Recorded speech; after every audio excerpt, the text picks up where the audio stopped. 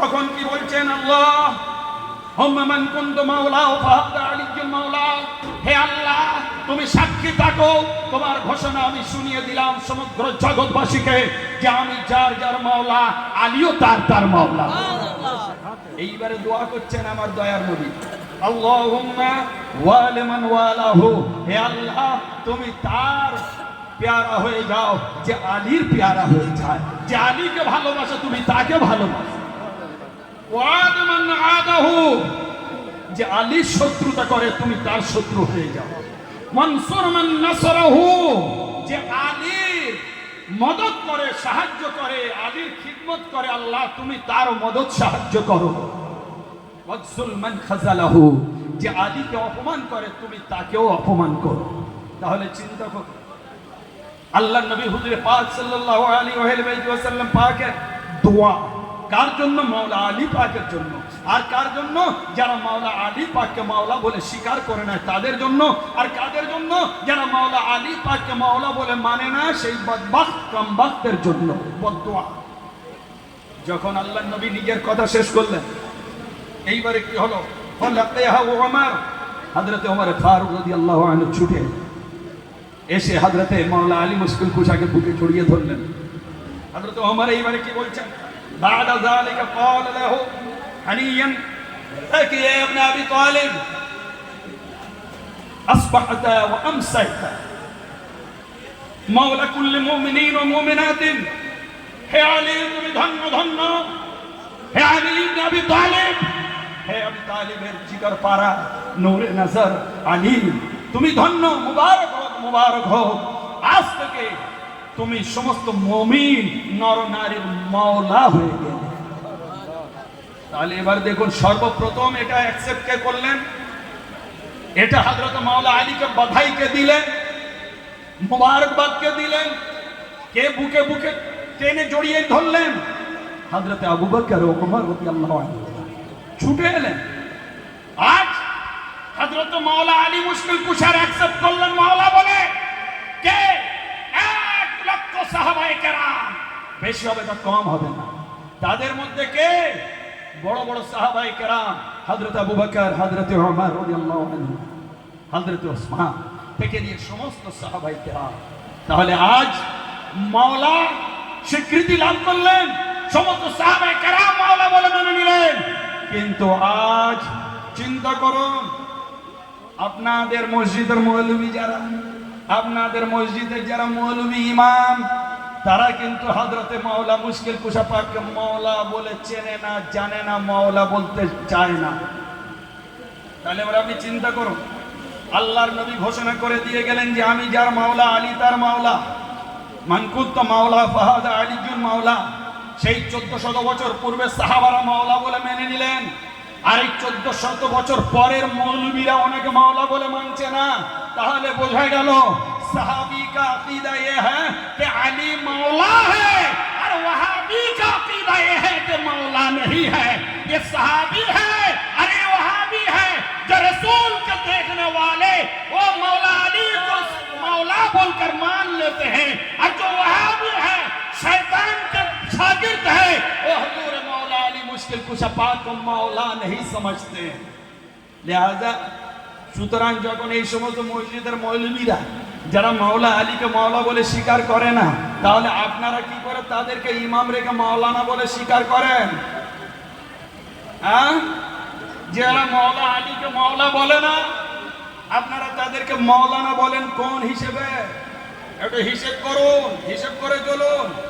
যারা আমাদের আকা, আমাদের আলী মাওলাকে যারা মাওলা বলে স্বীকার করে না, যে সমস্ত ওয়াহাবি মসজিদের ইমামরা মৌলবীরা, তাদের সাথে আপনারা সালাম কালাম করেন কি করে? হ্যাঁ, চলুন হযরত ওমর ফারুক রাদিয়াল্লাহু তাআলা আনহুর আরেকটা ফতোয়া, এটা যেটা বললাম হযরত মাওলা আলী পাকের ঘোষণা ছিল, হযরতে ওমর ফারুকের একটা ফতোয়া শুনে নেন। হযরত ওমর ফারুক রাদিয়াল্লাহু আনহু তখন খলিফা, ওনার জামানায় কিছু মসলা জানার জন্য গ্রাম থেকে কয়েকজন এসেছেন। গ্রামের মানুষ তারা অত জানে না, বোঝে না। খলিফার কাছে এসছে এসে জানতে চাইলো কিছু মশলা, আর পাশেই হুজুর মাওলা আলী মুশকিল কুশা পাক হাজির ছিলেন। হযরত ওমর ফারুক তার অভ্যাস ছিল যখন কোনো মশলা আসতো উনি মাওলা আলী পাকের কাছে জানতে পাঠিয়ে দিতেন, উনি ফতোয়া দিতেন না। কেন অনেক সময় ফতোয়ায় উনি ভুল করেছেন, মিস্টেক করেছেন, সেইগুলো হযরত মাওলা আলী মুশকিল কুশা পাক ধরিয়ে দিয়েছিলেন। সেই জন্য উনি বলতেন লাউলা আলিউল্লাহ লাকা ওমর, যে আজ আপনি ফয়সালা করবেন আমাদের, আর তা না করে এইরকম একটা সাধারণ মানুষের কাছে আপনি আমাদের পাঠাচ্ছেন ফয়সালা মশলা জানার জন্য।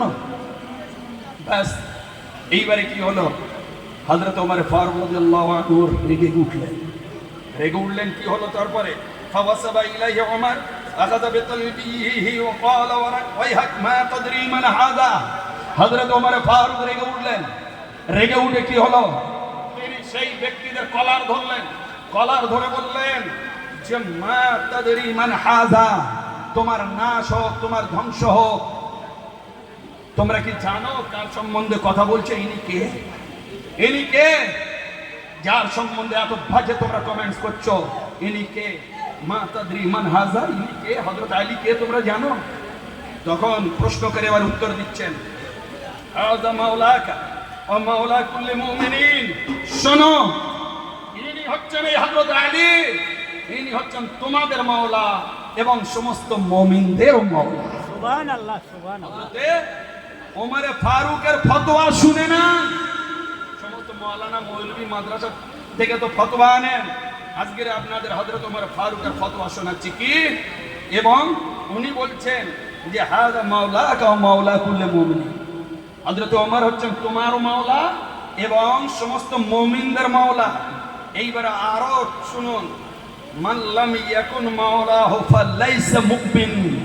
শোনো এই বান্দা, তোমরা শোনো, যাদের উনি মাওলা নয়, অর্থাৎ যারা মাওলা আলীকে মাওলা বলে মনে করে না, লাম ফালাইসা মুমিনিন, ওরা মুমিন নয়, ওরা মুমিন নয়। তাহলে বোঝা যাচ্ছে যে ঈমান আর মুনাফিক, মুমিন ও মুনাফিক, ঈমান ও কুফর, এর পরিচয়টা হচ্ছে এই হুজুর মাওলা আলী মুশকিল কুশা পাক।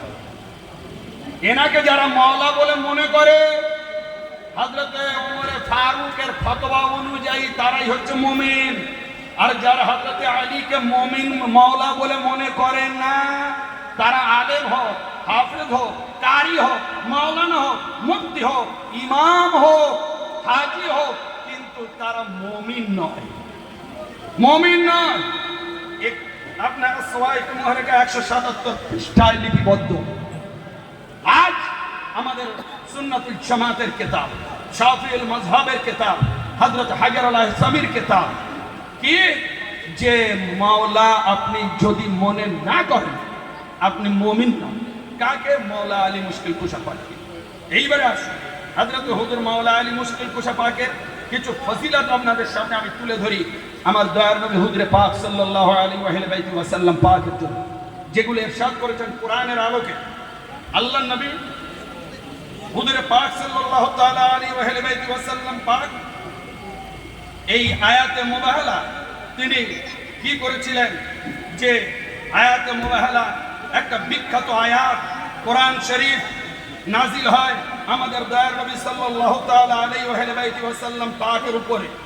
সেই কোরআন শরীফ কি লেখা থাকে, যে আল্লাহর নবী সাল্লাল্লাহু তাআলা আলাইহি ওয়াসাল্লাম উপরে নাজিল হয়, সেটা হচ্ছে এই ফাকুল তাআলা নাদউ আবনানা ওয়া আবনাকুম ওয়া নিসানা ওয়া নিসাকুম ওয়া আনফুসানা ওয়া আনফুসাকুম সুম্মা নাবতাহিল ফানাজআল লানাতাল্লাহি আলাল কাযিবিন। এই আয়াত নাজিল হয়, আয়াত নাজিল হওয়ার কারণ হচ্ছে এটাকে আয়াতে মুবাহালা বলা হয়। এই আয়াত নাজিল কেন হয়েছিল? নজরান মদিনা শরীফের কিছু নাসারা খ্রিস্টান এসে আমার নবী পাক সাল্লাল্লাহু তাআলা আলাইহি ওয়াসাল্লাম পাকের কাছে হাজির হয় এবং ট্যাক্স সংক্রান্ত কিছু মামলা নিয়ে কথা আলোচনা হয়। এমন সময় কিছু প্রশ্ন উত্থাপন হয়। প্রশ্ন হচ্ছে, এই নাসারারা জিজ্ঞাসা করলো, হে মুহাম্মদ, আপনি যদি আল্লাহর নবী হন তাহলে বলুন হযরত ঈসা নবী আলাইহিস সালাম সম্বন্ধে আপনার মত কি? তখন দয়ার নবী বললেন, হে নাসারা খ্রিস্টান, তোমরা বলো তোমরা কি রূপে দেখো তাকে? বলছেন তিনি আল্লাহর নবী। তখন আল্লাহর নবী আমার দয়ার নবী বললেন, হ্যাঁ উনি নবী। তিনি আল্লাহর রাসূল, ইনি বললেন হ্যাঁ আল্লাহর রাসূল। তখন এইবারে তিনি আল্লাহর পেয়ারা বান্দা, হ্যাঁ আল্লাহর পেয়ারা বান্দা। তার উপরে কিতাব ইনজিল নাজিল হয়েছে, হ্যাঁ আপনার ইনজিল নাজিল হয়েছে। এতদূর অ্যাকসেপ্ট করলেন। এমন সময় কি হলো, সেই নাসারারা বলল যে হে মুহাম্মদ,